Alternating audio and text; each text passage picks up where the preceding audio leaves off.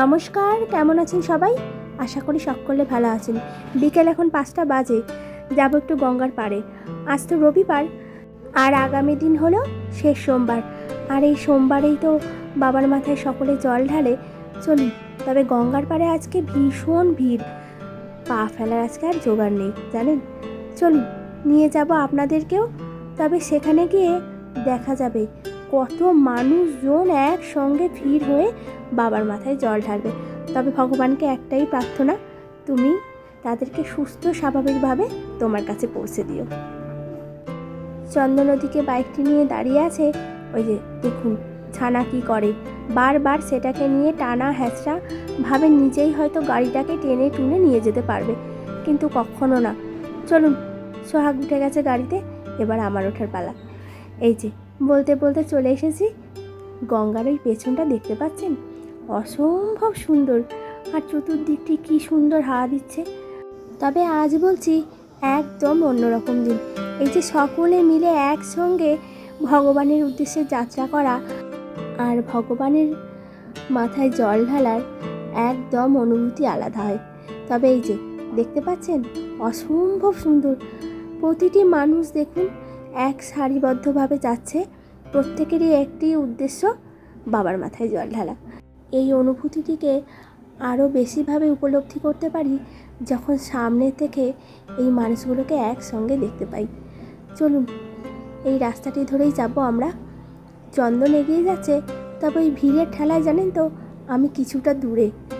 তবে এখানে দেখতে পাচ্ছি কিছু মানুষজনের স্নান করা হয়েও যাচ্ছে, তারা আবার এগিয়ে যাচ্ছে তাদের যাত্রাপথে। আবার কিছুজন যাচ্ছে এখন গঙ্গা স্নান করতে। তবে গঙ্গায় জানেন তো প্রচণ্ড জল। এর আগের দিন আপনাদেরকে বলছিলাম যে এত জল বেড়েছে যে মানুষজনের গঙ্গা স্নান করার উপায় নেই।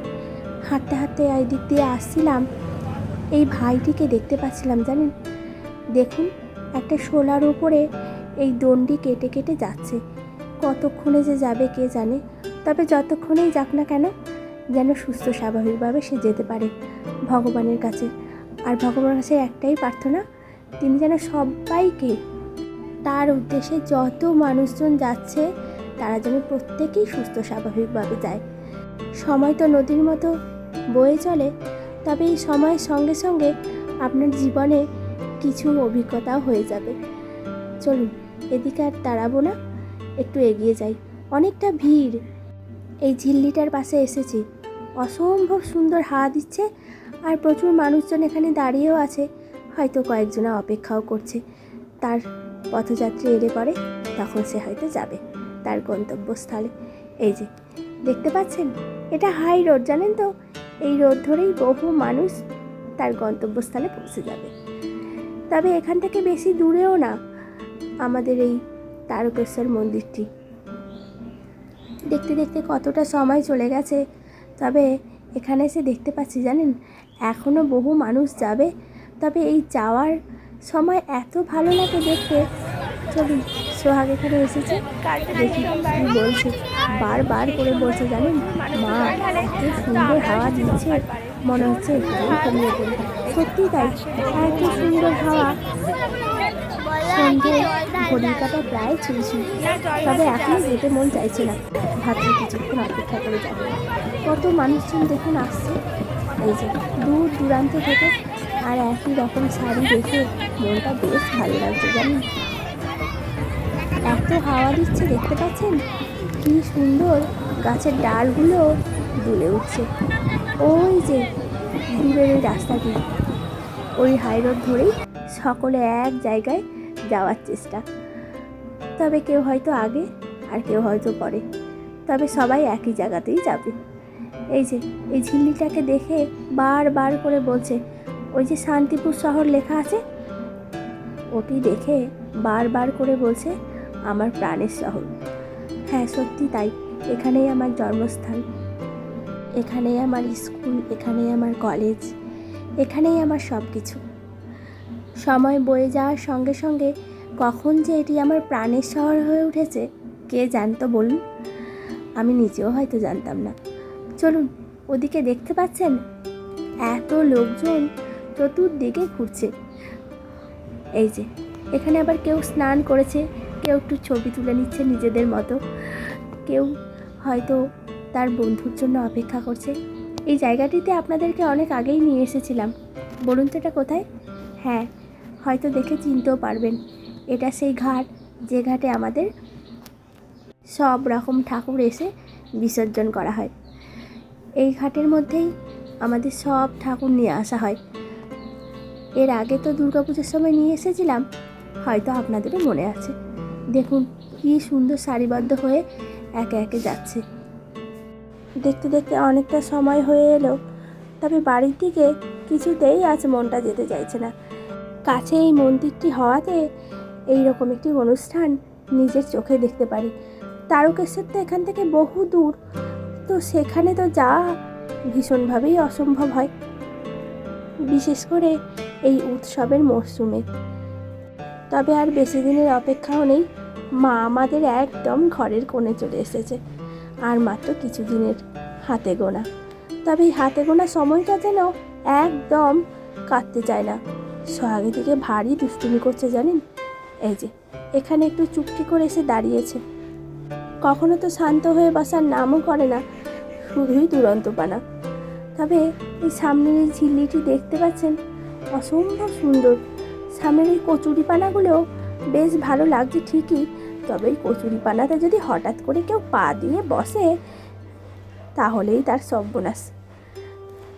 এদিকে সোহাগ বারংবার বলে চলছে জানেন, যে এত হাওয়া দিচ্ছে মা, আমরা সকলে মিলে একসঙ্গে উড়ে যাব। বেশ ভালোই হয় বলুন, এই নীল আকাশে যদি পাখা মেরে উড়ে যেতে পারতাম, তাহলে হয়তো ওই পাখির মতো দূর দেশে একটু ঘুরেও আসতে পারতাম। এই একঘেয়েমি জীবন বলুন তো কতক্ষণ ভালো লাগে। হতেম যদি পাখি, ডানা মেলে নিতাম নীল আকাশে, আর উড়ে যেতাম নিজের ইচ্ছে মতো কোনো এক দূর দেশে। এই যে হাতে করে নিয়ে যাচ্ছে, এগুলো হলো বাঁক। এই বাঁকে করেই নাকি বহু মানুষ জল নিয়ে যায়। তার দুদিকে থাকে দুটি ঘট, এই ঘটের মধ্যেই যতখানি জল ধরবে ততটা সে নিয়ে যায়। তবে এখন দেখতে পাই জানেন, এই প্লাস্টিকের জারগুলো বেরোনোর পর বেশ সুবিধা হয়েছে মানুষের। প্লাস্টিকের জারগুলো তো একটু পাতলা হয় আর ভারীটাও কম হয়। অনেকটা দূর যেহেতু এই মানুষগুলোকে যেতে হয়, সেই সময় এত ভারী কিছু নিতে গেলে বেশ একটু অসুবিধাই হয়, আর এই হালকা হলে বেশ সুবিধা হয় নিয়ে যেতে। এই যে এদিকটাতে এসেছি, রাস্তার ওপারটা, এখানেও একটা ছোট্ট ঝিল্লি আছে, তবে এইবারে কখনো ঠাকুর বিসর্জন হয় না। আমরা যে দিকটিতে বসেছিলাম সেখানেই ঠাকুর বিসর্জন হয়। আর তো মাত্র কিছুদিনের অপেক্ষা, ব্যাস একে একে সকলেই আসবে, দুর্গা, লক্ষ্মী, সরস্বতী। যতক্ষণ ধরে এসেছি জানেন তো, একটু স্থির নেই, কিছুতেই একটি জায়গায় 10 মিনিট বসার উপায় নেই। এই যে এই কচুরিপানাগুলোর কথাই বলছিলাম, কিছুদিন আগে জানেন 2 বন্ধু মিলে এসেছিলাম, তো সঙ্গে ছিল একটি বোন। আমরা যেখানে দাঁড়িয়ে আছি তার নিশ্চিতে জানেন তো অনেক কলমি শাক আছে, তো সেখানে বলা হয়েছিল বোনকে, যা কটা কলমি শাক তুলে নিয়ে আয়, বেশ ভালো হবে খেতে। অমনি সে কী বললো জানেন, হ্যাঁ আর কি, তোরা আমাকে রেখে তারপর দে ছুট, ব্যাস আমি এখানেই পড়ে থাকি। তবে কিছুতেই এখন মনটা বাড়িতে ফিরতে চাইছে না, তো কি আর করা যাবে, সময় তো একদম দ্রুত নদীর মতো ছুটে চলে, তাকে বেঁধে রাখার সাধ্য কার আছে বলুন। চলুন, দেখতে দেখতে প্রায় সন্ধ্যা হয়ে এসেছে, এবার বাড়ির দিকেই ফিরব। তবে নীল আকাশটা দেখেছেন, নীল আর নেই, কালো মেঘে ঢাকা।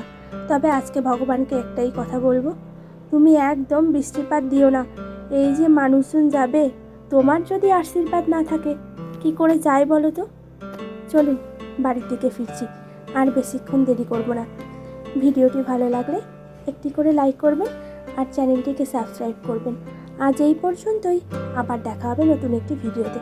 ততক্ষণ ভালো থাকবেন, সুস্থ থাকবেন আর সকলকে ভালো রাখবেন। আর অবশ্যই কমেন্ট করে জানাবেন ব্লগগুলি আপনাদের কেমন লাগছে। ভালো লাগলে একটি লাইক করবেন, কমেন্ট করতে যেন ভুলবেন না।